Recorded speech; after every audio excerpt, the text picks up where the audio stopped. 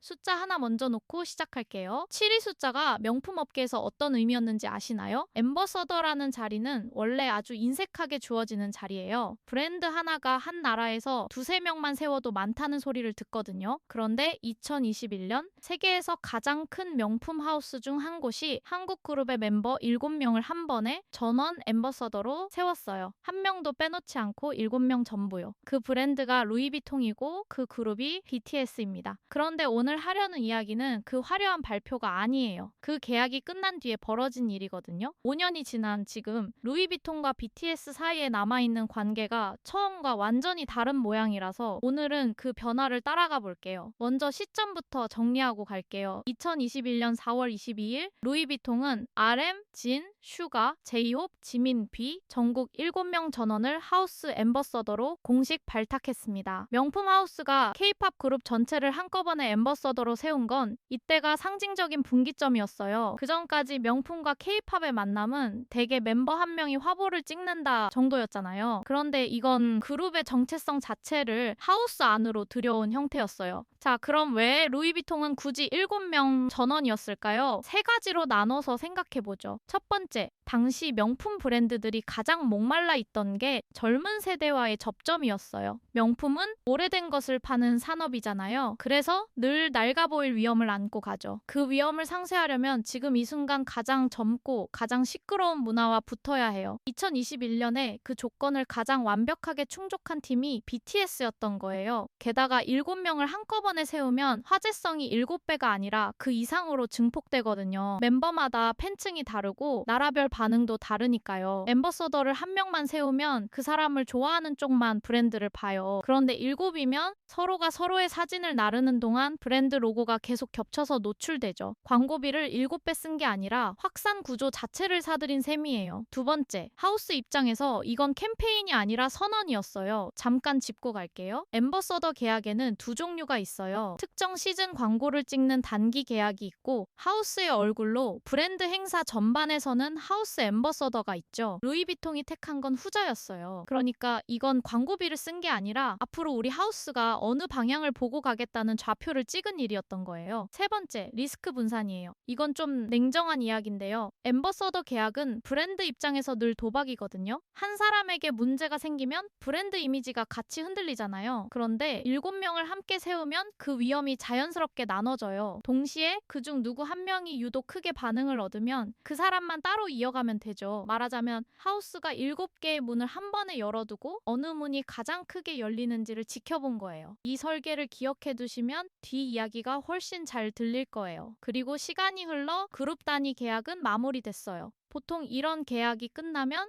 관계도 같이 끝나요. 계약서가 사라지면 사진도 사라지는 게 이 업계의 기본값이거든요. 그런데 여기서 끝이 아닙니다. 인연이 사라진 게 아니라 형태를 바꿔서 이어졌어요. 맨 앞에서 말씀드린 7이라는 숫자 기억하시나요? 그 7이 하나로 좁혀지는 대신 훨씬 안쪽으로 들어가는 방식이었어요. 2023년 2월 24일 제2호비 개인 자격으로 루이비통 하우스 엠버서더에 다시 발탁됐어요.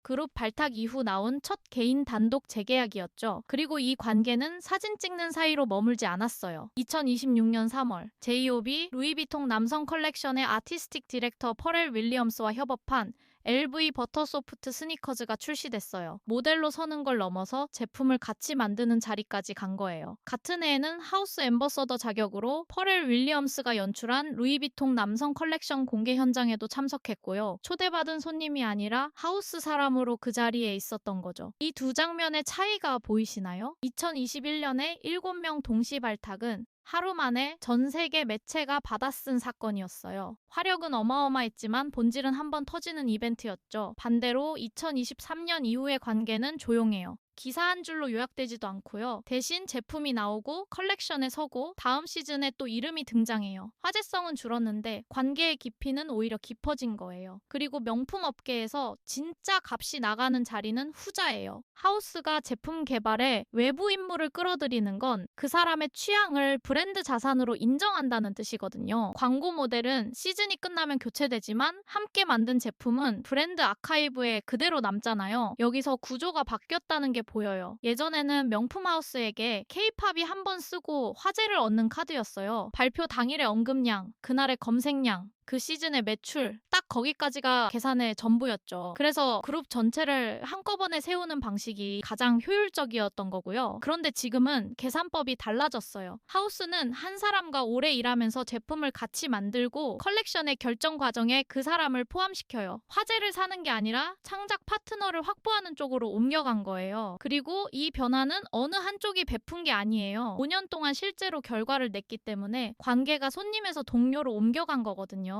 영상 시청해주셔서 감사합니다. 지금까지 K시그널이었습니다. 구독과 좋아요는 큰 힘이 됩니다.